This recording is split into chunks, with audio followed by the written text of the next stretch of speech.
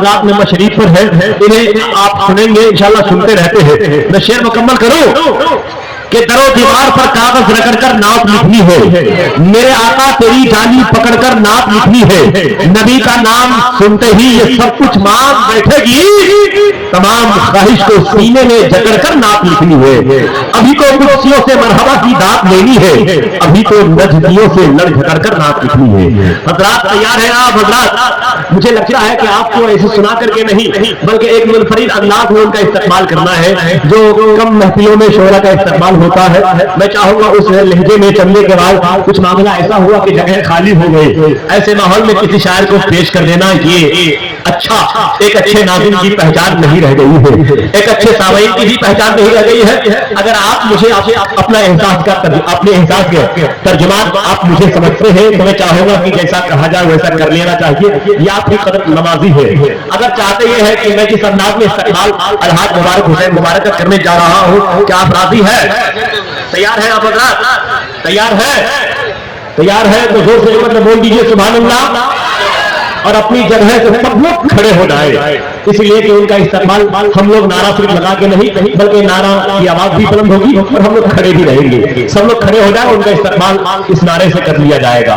सब लोग खड़े हो जाए ताकि मैं और अगल बगल जो लोग शाम से लेकर अभी तक सुनने के लिए अलहाज मुबारक हुसैन मुबारक को आए हैं, मैं जानता हूं कि मुल्क नेपाल के बहुत सारे ऐसे इलाके जहां से सफर करना आसान नहीं है, रास्ते दुश्वार कुल है, ताकि ये काम बाद में नहीं करना होगा। तब सब लोग मिजाज के मुताबिक शायरी सुनेंगे। आगे आइए आप लोग, ये जगह खाली है, कुछ सोया हुआ जगह है उन लोगों को।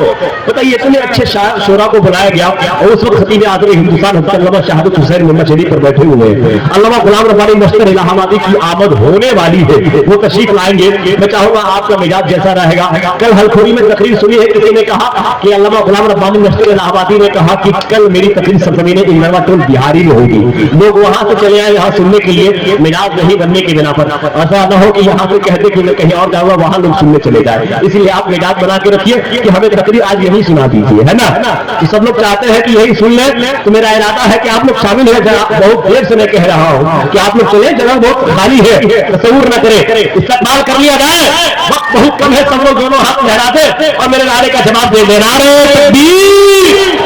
सुभान अल्लाह। सब लोग हरी हाथ झंडियों को बनाए और लहराए भी। और मगर ये है कि कभी कभी लगता है कि हम हिंदुस्तान के किसी ऐसे कोने में बैठे हुए हैं जहां से इस तरह का मजमा नक्शा बनाकर पेश कर रहा हो, तो देख लीजिए यही हिंदुस्तान का नक्शा है ना? बहुत सारे मुल्क सटे हुए हैं इस मुल्क से, तो लगता है कि लोग भी हटे हटे रहते हैं कि एहसास हो कि यहाँ से फासला है कि यहाँ से दूसरा मुल्क शुरू है। हजरात इस वक्त आप ख्वाजा गरीब नवाज के दयार में आए हुए हैं, उनके फैजान से माला माल हो रहे हैं। ये शब मेराज है और माह रजबुल मुरज्जब है, दीजिए सुभान अल्लाह। इसलिए आप हजरात का ही न करें बल्कि सब लोग इस्तकबाल में शामिल हो जाइए। मैं इस्तकबाल कर दूं शायर आज़म हिंदुस्तान हज़रत अलहाज मुबारक हुसैन मुबारक बीडी का इस्तकबाल करने जा रहा हूं।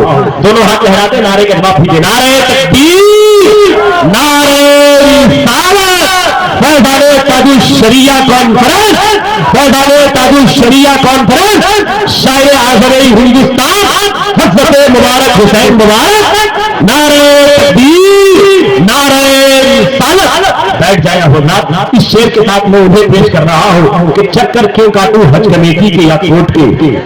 प्रधान जी मालेगांव से बहुत पहले कहा था कि चक्कर क्यों काटूं हज कमेटी के या कोर्ट के, एहसान क्यों उठाऊं किसी के सपोर्ट के, इलाही मेरे जिस्म को तो पर अता कर दे तू, हर रोज मदीना जाऊं बगैर पासपोर्ट के।